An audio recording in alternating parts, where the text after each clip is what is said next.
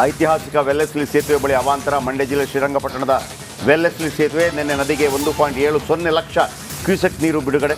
ಇನ್ನು ಹಲವೆಡೆ ನೆರೆಯಿಂದ ಅವಾಂತರ. 1.70 ಲಕ್ಷ ಕ್ಯೂಸೆಕ್ ನೀರು.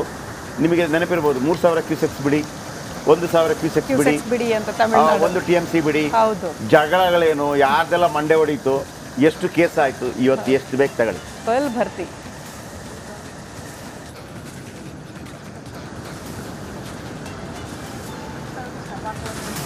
ಓಕೆ, ನಮ್ಮ ಮಂಡ್ಯ ರಿಪೋರ್ಟರು ಆನಂದ್ ಇದ್ದಾರೆ. ಆನಂದಮಯವಾಗಿ ಒಂದು ವಾಕ್ ಥ್ರೂ ಮಾಡಿದ್ದಾರೆ, ಬನ್ನಿ ನೋಡೋಣ. ಕೆಆರ್ಎಸ್ ಡ್ಯಾಂನಿಂದ ನಿನ್ನೆ 1,70,000 ಕ್ಯೂಸೆಕ್ ಅಧಿಕ ಪ್ರಮಾಣದ ನೀರನ್ನು ಕಾವೇರಿ ನದಿಗೆ ಬಿಡಲಾಗಿತ್ತು. ಪರಿಣಾಮ ಸಾಕಷ್ಟು ಕಡೆ ಅವಾಂತರಗಳು ಸೃಷ್ಟಿಯಾಗಿದೆ. ಅದೇ ರೀತಿ ಮಂಡ್ಯ ಜಿಲ್ಲೆ ಶ್ರೀರಂಗಪಟ್ಟಣದ ವೆಲ್ಲೆಸ್ಲಿ ಸೇತುವೆ ಬಳಿ ಕೂಡ ಅವಾಂತರ ಸೃಷ್ಟಿಯಾಗಿದೆ.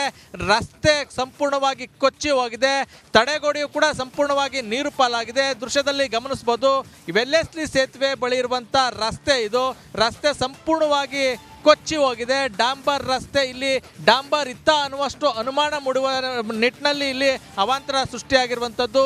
ರಸ್ತೆಯ ಎರಡೂ ಬದಿ ತಡೆಗೋಡೆಯನ್ನು ನಿರ್ಮಾಣ ಮಾಡಲಾಗಿತ್ತು. ಒಂದು ಕಡೆ ನದಿಗೆ ತಡೆಗೋಡೆಯನ್ನು ನಿರ್ಮಾಣ ಮಾಡಲಾಗಿತ್ತು, ಮತ್ತೊಂದು ಕಡೆ ಇನ್ನೊಂದು ಭಾಗದಲ್ಲೂ ಕೂಡ ತಡೆಗೋಡೆಯನ್ನು ನಿರ್ಮಾಣ ಮಾಡಲಾಗಿತ್ತು. ಆದರೆ ಎರಡೂ ಭಾಗದ ತಡೆಗೋಡೆಗಳು ಸಂಪೂರ್ಣವಾಗಿ ಕಿತ್ತು ಬಂದಿರುವಂಥದ್ದು.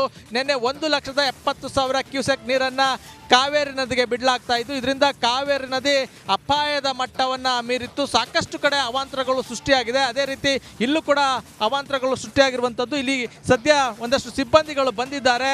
ಜೊತೆಗೆ ಇಲ್ಲಿರುವಂಥ ವಿದ್ಯುತ್ ಕಂಬಗಳಿಗೂ ಕೂಡ ಈಗ ಏನು ಬೀಳುವಂಥ ಒಂದು ಸಾಧ್ಯತೆ ಜೊತೆಗೆ ಆತಂಕ ಎದುರಾಗಿದೆ. ಹಾಗಾಗಿ KEBಯ ಸಿಬ್ಬಂದಿ ಬಂದು ಇಲ್ಲಿರುವಂಥ ಕಂಬಗಳನ್ನು ಒಂದಷ್ಟು ಸುರಕ್ಷಿತ ಮಾಡೋ ನಿಟ್ಟಿನಲ್ಲಿ, ಜೊತೆಗೆ ಕಂಬಗಳಿಗೆ ಕಲ್ಲನ್ನು ಹಾಕುವಂಥದ್ದು, ಅಂದರೆ ಸುತ್ತ ಯಾವುದೇ ರೀತಿಯ ಡ್ಯಾಮೇಜ್ ಆಗ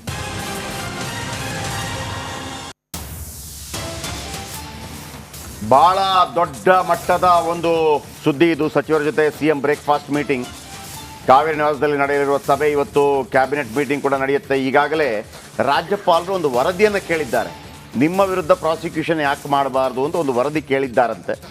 ಆ ವರದಿಯನ್ನು ಇವರು ತಳ್ಳಿ ಹಾಕುವಂಥ ಸಾಧ್ಯತೆ ಕೂಡ ಇದೆ.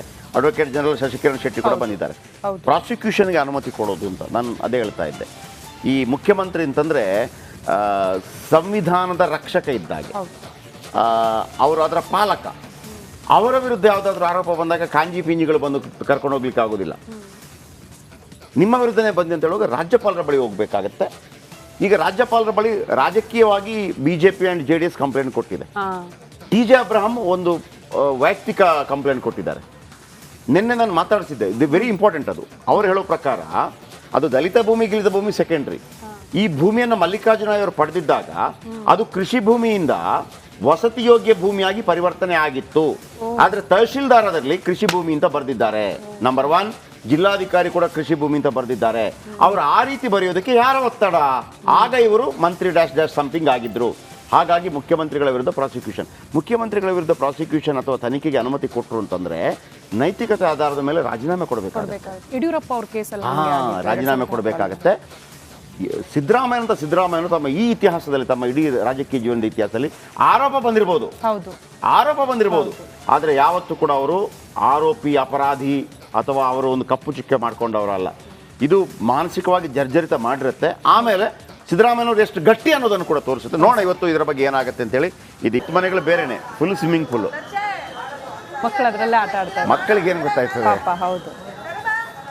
ಆಮೇಲೆ ನೋಡಿ ಅದು ಹೆಂಗಿದೆ ಅಂತಂದ್ರೆ ಅಲ್ಲಿ ಮನೆಗಿನೆಲ್ಲ ಕಟ್ಟಿರ್ತಾರೆ, ಆಯ್ತಾ? ನೀರು ಹೋಗೋ ಜಾಗ ಯಾವುದು ಅಂತ ಗೊತ್ತಿರೋದಿಲ್ಲ. ಆಮೇಲೆ ನೋಡಿ ಅಲ್ಲಿ ಫುಲ್ ಬ್ಲಾಕ್ ಆಗಿಬಿಟ್ಟಿದೆ. ನನಗೆ ಅರ್ಥ ಆಗಲ್ಲ. ಅಲ್ಲಿ ಒಂದು ಆ ಸೈಡಲ್ಲಿ ಜನ ಬಂದು ನಿಂತಿದ್ದಾರಲ್ಲ, ಏನು ನೋಡೋಕೆ ನಿಂತಿದ್ದಾರೆ? ಅಲ್ಲಿ ಬಂದು ನಿಂತ್ಕೊಂಡ್ಬಿಡ್ತಾರೆ. ಅದು ಅಷ್ಟು ಹತ್ತಿರ ಬಂದು ನಿಂತ್ಕೊಂಡ್ಬಿಡ್ತಾರೆ. ಅದರಲ್ಲಿ 1-2 ಜಾರಿ ಹೋದರೆ ಮುಗೀತು. ಮತ್ತೆ ಭೀಮಾನಾಯಕ್ ಇದರ ಬಗ್ಗೆ ಒಂದು ಸಚಿತ್ರ ವರದಿಯನ್ನು ನಮಗೆ ಕೊಟ್ಟಿದ್ದಾರೆ. ವಾಕ್ ಥ್ರೂ ನೋಡೋಣ ಬನ್ನಿ.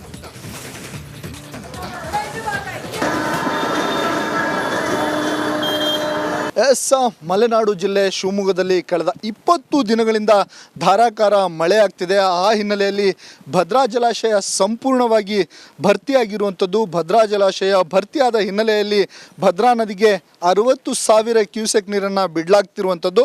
ಹಾಗಾಗಿ ಭದ್ರಾವತಿಯಲ್ಲಿ ಭದ್ರೆಯ ನರ್ತನ ಜೋರಾಗಿದೆ.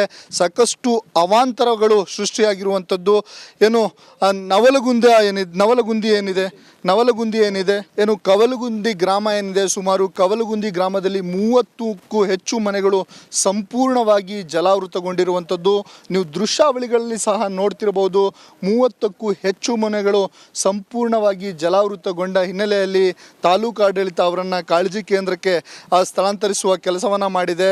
ದೃಶ್ಯಾವಳಿಗಳಲ್ಲಿ ನಿಮಗೆ ಒಂದು ದೃಶ್ಯವನ್ನು ತೋರಿಸ್ತಾ ಹೋಗ್ತೇನೆ. ಮನೆಗಳಿಗೆ ನೀರು ನುಗ್ಗಿದೆ. ಹಾಗಾಗಿ ಅಲ್ಲೊಬ್ಬರು ಅಮ್ಮ ಮನೆಯ ಮೇಲುಗಡೆ ಹತ್ತಿ ಕುಳಿತಿರುವಂಥ ದೃಶ್ಯವನ್ನು ನೋಡಿದಾಗ ಗೊತ್ತಾಗುತ್ತೆ ಇಲ್ಲಿನ ಭೀಕರತೆ ಹೇಗಿದೆ, ಎಷ್ಟು ಪ್ರಮಾಣದಲ್ಲಿ ನೀರು ನಿಂತಿದೆ ಅನ್ನುವಂಥದ್ದು ಆ ಒಂದು ದೃಶ್ಯದಿಂದ ನಮಗೆ ತಿಳಿದು ಬರುವಂಥದ್ದು. 30ಕ್ಕೂ ಹೆಚ್ಚು ಮನೆಗಳಿಗೆ ನೀರು ನುಗ್ಗಿರೋದ್ರಿಂದ ತಡಸ ಮತ್ತು ಭದ್ರಾವತಿ ದಡಂಕಟ್ಟೆ ರಸ್ತೆ ಇಲ್ಲಿ ಸ್ಥಗಿತಗೊಳ್ಳಿದೆ. ಸಂಚಾರ ನಿರ್ಬಂಧವಾಗಿರುವಂಥದ್ದು. ಎರಡೂ ಕಡೆ ಬ್ಯಾರಿಕೇಡ್ಗಳನ್ನು ಹಾಕಿ ಪೊಲೀಸರು ಇಲ್ಲಿ ಜನರನ್ನು ಓಡಾಡದಂತೆ ಸೂಚನೆಯನ್ನು ನೀಡ್ತಿದ್ದಾರೆ. ಒಟ್ಟಾರೆಯಾಗಿ ಈ 30 ಕುಟುಂಬಗಳ ಬದುಕು ಈಗ ಕಾಳಜಿ ಕೇಂದ್ರದಲ್ಲಿ ವಾಸಿಸುತ್ತಿರುವಂಥದ್ದು. ಪ್ರತಿ ಮಳೆಗಾಲದಲ್ಲಿ ಈ ರೀತಿಯ ಅವಾಂತರಗಳು, ಈ ರೀತಿಯ ಸಮಸ್ಯೆಯನ್ನು ಇಲ್ಲಿ ನಿವಾಸಿಗಳು ಅನುಭವಿಸ್ತಿದ್ದಾರೆ. ಹಾಗಾಗಿ ಅವರಿಗೆ ಶಾಶ್ವತ ಪರಿಹಾರವನ್ನು ಕಲ್ಪಿಸ್ಕೊಡೋ ನಿಟ್ಟಿನಲ್ಲಿ ಜಿಲ್ಲಾಡಳಿತ ಮುಂದಾಗಲಿ ಅನ್ನುವಂಥದ್ದು ನಮ್ಮ ಆಗ್ರಹ. ಕ್ಯಾಮ್ರಾ ಪರ್ಸನ್ ಚಿರಾಗ್ ಜೊತೆ ಭೀಮಾನಾಯ್ಕ, ರಿಪಬ್ಲಿಕ್ ಕನ್ನಡ, ಶಿವಮೊಗ್ಗ. ಇನ್ನು ಕಾವೇರಿ ಫುಲ್ ಕಂಪ್ಲೀಟ್. ಆಷಾಢದಲ್ಲಿ ಯಾವತ್ತೂ ಕೂಡ ಬಾಗಿನ ಆಗಿಲ್ಲ. ಆಷಾಢದಲ್ಲಿ ಬಾಗಿನ ಕೊಟ್ಟರು. ಅದು ನಮ್ಮೊಂದು ಸಂಪ್ರದಾಯ. ಬಾಗಿನ ಅಂದ್ರೆ ತುಂಬದಾಗ ಗರ್ಭಿಣಿ ಅನ್ನೋ ರೀತಿಯಲ್ಲಿ ನಾವು ಅದನ್ನ ಖುಷಿ. ದೇವರಾಜ್ ಅರಸ್ ಅವರು ಪ್ರಾರಂಭ ಮಾಡಿದ್ರು ಅಂತ ಕೇಳ್ಪಟ್ಟೆ. ಆಮೇಲೆ ಈಗ ಅಲ್ಲಲ್ಲಿ ಮಾಡ್ತಾರೆ. ಈಗ ನಮಗೆ ಗಂಗಾರತಿ ಮಾಡ್ದಂಗೆ ಇದು ಚಂದ ರೀ. ಇದೇನು ಗೊತ್ತಾ, ಒಂದು ಗ್ರ್ಯಾಟಿಟ್ಯೂಡ್. ಎಲ್ಲದಕ್ಕೊಂದು ಥ್ಯಾಂಕ್ಸ್ ಹೇಳೋದು ನಮ್ಮ ಒಂದು ಸಂಸ್ಕೃತಿ, ಅದು ನಮ್ಮ ಒಂದು ಪರಂಪರೆ. ಅದು ಎಲ್ಲದಕ್ಕೂ ಥ್ಯಾಂಕ್ಸ್ ಹೇಳೋದು. ಈಗ ನೋಡಿ, ನಾವು ಮೊನ್ನೆ ನಾನು ಒಂದು ಕಾರ್ಯಕ್ರಮ ಹೋಗಿದ್ದೆ. ಆಗ ನೋಡಿ, ದೀಪಾವಳಿ ಸಂದರ್ಭದಲ್ಲಿ ನಾವು ನೀರಿನ ಹಂಡೆಗೂ ನಮಸ್ಕಾರ ಮಾಡ್ತೀವಿ, ಆಯ್ತಾ.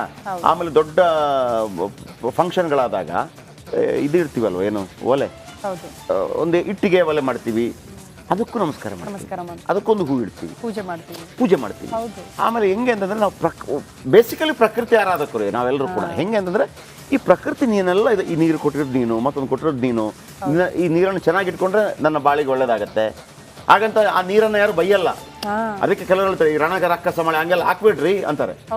ಅದು ನೀನದ್ರಲ್ಲಿ ಕೊಚ್ಕೊಂಡೋದ್ರೆ ನಿನ್ನ ಮಿಸ್ಟೇಕು, ಪ್ರಕೃತಿ ಮಿಸ್ಟೇಕ್ ಅಲ್ಲ. ನೀನು ಹೋಗಿ ಹಂಗೆ ನಿಂತ್ಕೋಬಾರ್ದು. ನೋಡಿ ಇಲ್ಲಿ ಅಂತ ನಮ್ಮನ್ನು ಯಾವಾಗ ತಗೊಂಡು ಹೋಗ್ತಿಂತ ನಿಂತವ್ರು ಹೆಂಗಿದಾರಲ್ಲ ಹಂಗಲ್ಲ ಅಂತೇಳಿ ಗ್ರ್ಯಾಟಿಟ್ಯೂಡ್, ಥ್ಯಾಂಕ್ ಯು ಹೇಳೋದು. ಈ ನೀರು ನೋಡಿ, ಇವತ್ತು KRS ಫುಲ್ ತುಂಬಿದೆ. ನಮಗೂ ತಮಿಳ್ನಾಡಿಗೂ ಜಗಳ ಇಲ್ಲ. ಬರಿದಾಗತ್ತೆ, ನಮಗೂ ತಮಿಳ್ನಾಡಿಗೂ ಜಗಳ ಆಗತ್ತೆ, ಹೊಡೆದಾಡ್ಕೋತೀವಿ. ಯಾರ ಕಾರಣ? ಪ್ರಕೃತಿ ಕಾರಣ. ಥ್ಯಾಂಕ್ಸ್ ಹೇಳ್ಬೇಕು ತಾನೆ. ಎಸ್, ಕಾವೇರಿ ಆದರೆ ನೀರು ಜಾಸ್ತಿ. ಆರ್ಭಟಕ್ಕೆ ಹಲವೆಡೆ ಅವಾಂತರ, ನೀರಿನ ರಭಸಕ್ಕೆ ಕೊಚ್ಚಿ ಹೋದ ರಸ್ತೆ, ತಡೆಗೋಡೆ, ಐತಿಹಾಸಿಕ ವೆಲ್ಲೆಸ್ಲಿ ಸೇತುವೆ